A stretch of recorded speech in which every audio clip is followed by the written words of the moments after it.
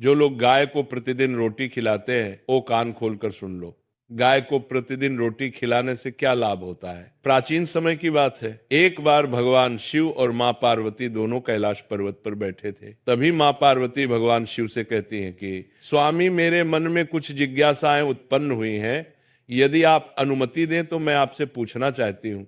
तभी भगवान शिव माँ पार्वती से कहते हैं कि हे देवी, आप बिना संकोच के बताए कि आपका मन किन प्रश्नों को जानने के लिए व्याकुल है। तभी माँ पार्वती भगवान शिव से कहती हैं कि हे स्वामी, मैंने पृथ्वी लोक पर मनुष्यों को अनेक प्रकार से गाय की सेवा करते हुए देखा है। कोई उसे रोटी खिलाता है, कोई उसके अंग को स्पर्श करता है, कोई उसके सम्मुख नमस्कार करता है। मेरे मन में यह जानने की इच्छा है कि गाय की सेवा करने से मनुष्य को क्या फल प्राप्त होता है। गाय को रोटी खिलाने से कौन सा पुण्य मिलता है? गाय के किस अंग को स्पर्श करने से रोग दूर होते हैं? और गाय को नमस्कार करने से मनुष्य को क्या फल प्राप्त होता है? स्वामी, अंत में मैं ये भी जानना चाहती हूँ कि इन सब कार्यों से मनुष्य को क्या लाभ प्राप्त होते हैं। तभी भगवान शिव मां पार्वती से कहते हैं कि हे देवी, तुम्हारे प्रश्न अत्यंत महत्वपूर्ण और गंभीर हैं। इन प्रश्नों के उत्तर देने से पहले आवश्यक है कि तुम गौ माता के वास्तविक स्वरूप, उसकी दिव्यता को समझो। जब तक गौ माता के अस्तित्व की मूल सत्ता ज्ञात ना हो, तब तक उसके कार्यों का फल जानना पूर्ण नहीं होता। इसीलिए अब मैं तुम्हें गौ माता के महत्व का विस्तार पूर्वक वर्णन करता हूँ। आगे भगवान शिव मां पार्वती से कहते हैं कि हे देवी, गौ माता का स्वरूप संसार का आधार है। सृष्टि के प्रारंभ में जब प्राणियों के पालन की व्यवस्था पर विचार हुआ, तब देवताओं ने यह अनुभव किया कि ऐसा कोई अस्तित्व चाहिए जो स्वयं पवित्र हो और सभी प्राणियों को पवित्रता प्रदान कर सके। उसी संकल्प से गौ ऊर्जा का अवतरण हुआ। गौ माता की उत्पत्ति प्रकृति की मूल शक्ति से हुई है। वह जन्म लेकर नहीं आती, वह अवतरित होती है। इसीलिए गौ माता का शरीर देवत्व का स्थान है। उसके अंग अंग में दिव्य शक्तियां प्रतिष्ठित हैं। उसके भीतर वह सात्विकता है जो किसी भी प्राणी में दुर्लभ है। इसलिए गौ माता को पृथ्वी पर धर्म का आधार कहा गया है। उसके बिना धर्म स्थिर नहीं रह सकता और ना ही प्राणियों का जीवन संतुलित रह सकता है। गौ माता के भीतर पंच तत्वों का श्रेष्ठ रूप विद्यमान है। पृथ्वी का स्थिरत्व, जल की शुद्धता, वायु की पवित्रता, अग्नि का तेज और आकाश का विस्तार उसकी देह में समाहित है। यह समावेश किसी अन्य प्राणी में नहीं। इसी कारण उसके समीप रहने मात्र से मनुष्य के मन विकार शांत होने लगते हैं, उसके विचार सात्विक होते हैं और उसका कर्म संतुलित रहता है। गौ माता का अस्तित्व केवल मनुष्यों के लिए ही नहीं बल्कि संपूर्ण प्रकृति के लिए आवश्यक है। जहां गाय रहना पसंद करती है, वहां भूमि अधिक उर्वर हो जाती है, वहां वायु में सात्विक सूक्ष्म तत्व बढ़ जाते हैं, वहां का जल अधिक पवित्र माना जाता है। इससे स्पष्ट है कि गौ ऊर्जा प्रकृति की संतुलन शक्ति है। आगे भगवान शिव मां पार्वती से कहते हैं कि हे देवी, गौ माता संसार की पालन शक्ति है। उसके द्वारा दिया गया दूध पोषण का प्रथम सार है। उसी के द्वारा मनुष्य, पशु और अनेक जीव अपना आरंभिक बल प्राप्त करते हैं। गौ माता को जीवन का पोषक और प्रकृति का रक्षक कहा गया है। उसका अस्तित्व आने वाली पीढ़ियों की शक्ति का स्रोत है। गौ माता का स्वभाव भी दिव्य है। वह क्रोध नहीं करती, वह किसी को पीड़ा नहीं देती, किसी से शत्रुता नहीं रखती। उसका स्वभाव क्षमाशील है, उसकी दृष्टि शांत है और उसका मन सदैव कल्याण की भावना से भरा है। यही कारण है कि उसके आसपास रहने वाले प्राणी भी शांत, स्थिर और निरामय रहना प्रारंभ कर देते हैं। इसीलिए गौ माता को संसार में माता कहा गया है। और यह केवल भाव का नहीं, सत्य का शब्द है। वह प्राणियों को जन्म नहीं देती परंतु उनके जीवन को धारण करती है। वह घरों को पोषण देती है, भूमि को शक्ति देती है और वातावरण को शांति देती है। यही कारण है कि सदियों से गौ माता का स्थान अपरिवर्तनीय रहा है। गौ माता के महत्व को जानने के बाद मां पार्वती भगवान शिव से आगे कहती है कि हे स्वामी, आपने अभी जो गौ माता की महिमा को जिस प्रकार विस्तार और गंभीरता से समझाया, उससे मेरा मन और भी जानने हेतु उत्सुक हो गया है। अतः स्वामी, अब आप मेरे प्रथम प्रश्न का उत्तर दीजिए कि गाय की सेवा करने से मनुष्य को क्या फल मिलता है। तभी भगवान शिव कहते हैं कि हे देवी, गाय की सेवा का फल इतना व्यापक और गहन है कि उसे शब्दों में बांधना कठिन है। गाय की सेवा केवल एक दान या एक करुणा का रूप नहीं, बल्कि ये मनुष्य की आत्मा को पवित्र करने वाली साधना है। जिस मनुष्य के हाथों से गाय की सेवा होती है, उसका जीवन धीरे धीरे शुद्ध होने लगता है। उसके कर्मों से उपजे दोष शांत होने लगते हैं। उसके पिछले जन्मों में संचित पापों की जड़ें कमजोर होने लगती हैं। यह सेवा मनुष्य की आत्मा को उस सत्य की ओर ले जाती है जहां से उसका सारा अज्ञान हटने लगता है। गाय की सेवा करने वाले मनुष्य को देवताओं की कृपा सहज रूप से प्राप्त होने लगती है। यही कारण है कि वेदों ने गाय को कर्मों का भोग मिटाने वाली कहा है। आगे भगवान शिव मां पार्वती से कहते हैं कि हे देवी, गाय की सेवा करने से मनुष्य के जीवन में 3 प्रमुख परिवर्तन आते हैं। पहला, उसके मन में दया बढ़ती है। दूसरा, उसके घर में दोष और दरिद्रता प्रवेश नहीं करती। और तीसरा, उसके जीवन में सौभाग्य स्थायी हो जाता है। अतः हे देवी, गाय की सेवा का फल केवल एक लोक में नहीं, अनेक लोकों तक साथ चलता है। अब मैं तुम्हें एक विस्तृत कथा सुनाता हूं जिससे तुम समझ सकोगे कि गाय की सेवा मनुष्य के जीवन की दिशा कैसे बदल देती है। भगवान शिव मां पार्वती को कथा सुनाना प्रारंभ करते हैं। हे देवी, बहुत समय पहले मधुर नामक राज्य में एक व्यक्ति रहता था। उसका नाम अर्जुन दास था। उसका जीवन प्रारंभ से ही संघर्षों से भरा था। वह कितनी भी मेहनत करता, उसके हाथ में सफलता नहीं आती। उसका घर कर्ज में डूबा रहता। व्यापार करता तो घाटा, खेती करता तो सूखा, किसी का सहारा मांगता तो निराशा ही मिलती। धीरे धीरे वह जीवन से हारने लगा। एक दिन वे नगर से बाहर जा रहा था कि रास्ते में उसे एक घायल गाय दिखाई दी। उसकी पीठ पर घाव था और शरीर कमजोर होने लगा था।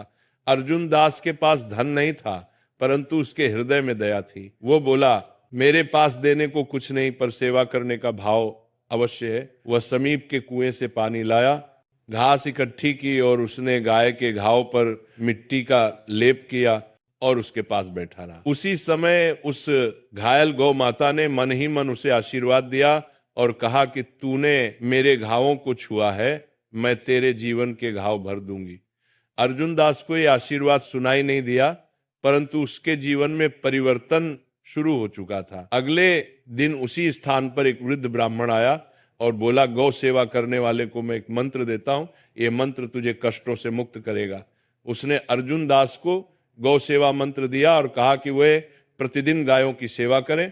अर्जुन दास ने इसे जीवन का धर्म बना लिया। वह प्रतिदिन घास काटता, गायों को खिलाता, उन्हें स्नान कराता और प्रेम से उनका स्पर्श करता। कुछ ही महीनों में उसका जीवन बदलने लगा। फसल भरपूर होने लगी, व्यापार में लाभ हुआ, कर्ज उतर गया, लोग उसे सम्मान देने लगे। आगे भगवान शिव मां पार्वती से कहते हैं कि हे देवी, ये परिवर्तन अचानक नहीं आया था, ये गाय की सेवा से उत्पन्न पुण्य का फल था। उसके बाद अर्जुन दास ने अपना जीवन गौ सेवा में लगा दिया। वह दिन भर का कुछ भाग गायों के लिए रखता, उन्हें चारा देता, उनका रक्षण करता। अंत में जब वृद्ध होकर मृत्यु के समीप पहुंचा, तब उसे दिव्य दृश्य दिखाई दिया। गाय के रूप में खड़ी एक तेजस्वी शक्ति ने कहा कि तेरी सेवा का फल यह है कि मृत्यु के बाद तुझे वह लोक मिलेगा जहां दुख का अस्तित्व नहीं। और इसके बाद अर्जुन दास की आत्मा उसी दिव्य लोक में चली गई जहां पुण्य आत्माएं निवास करती हैं। आगे भगवान शिव मां पार्वती से कहते हैं कि हे देवी, ये कथा बताती है कि गाय की सेवा मनुष्य के जीवन और जीवन के बाद का भविष्य दोनों बदल सकती है। जिस मनुष्य के हाथों से गौ सेवा होती है, उसके जीवन में ऐसे चमत्कार होते हैं जो केवल भाग्य नहीं बल्कि उसके पुण्य का परिणाम होते हैं। आगे मां पार्वती भगवान शिव से कहती हैं कि हे स्वामी, आपने पहले प्रश्न का उत्तर और उससे जुड़ी कथा अत्यंत विस्तार और गंभीरता से कही। अब आप मेरे दूसरे प्रश्न का उत्तर दीजिए कि गाय को रोटी खिलाने से मनुष्य को क्या फल प्राप्त होता है।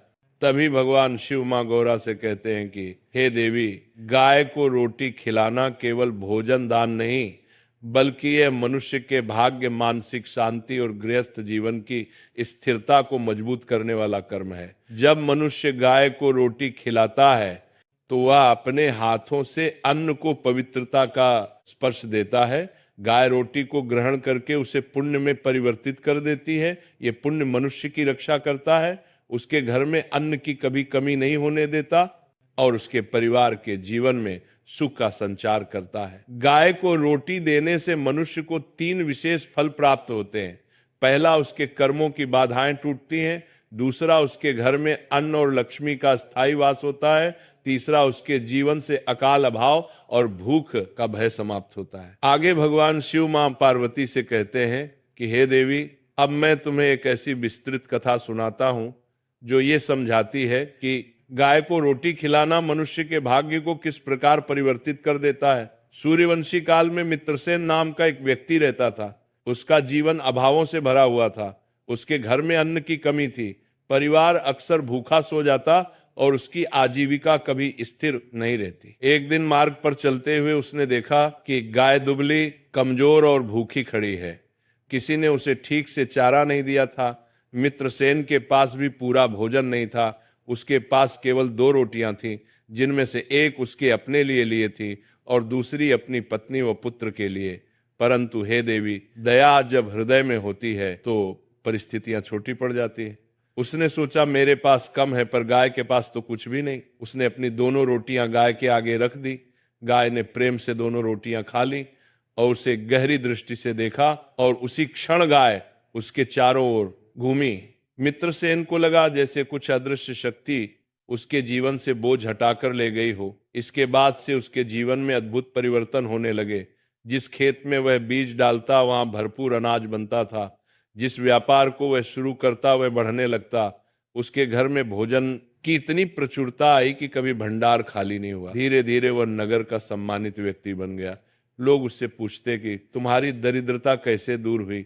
मित्रसेन मुस्कुराकर कहता कि जिस दिन मैंने भूखी गाय के मुख में रोटी डाली, उसी दिन मेरे भाग्य में नए बीज पड़े थे। एक दिन उसे सपने में वही गाय दिखाई दी। गाय ने कहा कि मैं साधारण गाय नहीं, गौ शक्ति का रूप हूं। तेरे एक ग्रासदान ने तेरे जीवन की दिशा बदल दी। जिस रोटी को तूने त्यागा था वही तेरे लिए सौभाग्य और समृद्धि का कारण बनी। अगले दिन से मित्रसेन ने नियम बना लिया कि वह प्रतिदिन गाय को रोटी खिलाएगा। उसका घर समृद्ध रहा, परिवार स्वस्थ रहा और उसके कर्मों का पुण्य उसके बच्चों को भी प्राप्त हुआ। अंत में भगवान शिव मां पार्वती से कहते हैं कि हे देवी, इस कथा का सार यही है कि गाय को दी गई रोटी केवल अन्न नहीं रहती, वह मनुष्य के भाग्य को पोषित करने वाला पुण्य बन जाती है। आगे मां पार्वती भगवान शिव से कहती है कि हे स्वामी, आपने पहले और दूसरे प्रश्न के उत्तर तथा उनसे जुड़ी कथाएं अत्यंत स्पष्ट और कल्याणकारी कही। अब आप मेरे तीसरे प्रश्न का उत्तर दीजिए कि गाय के किस अंग को स्पर्श करने से रोग नष्ट होते हैं।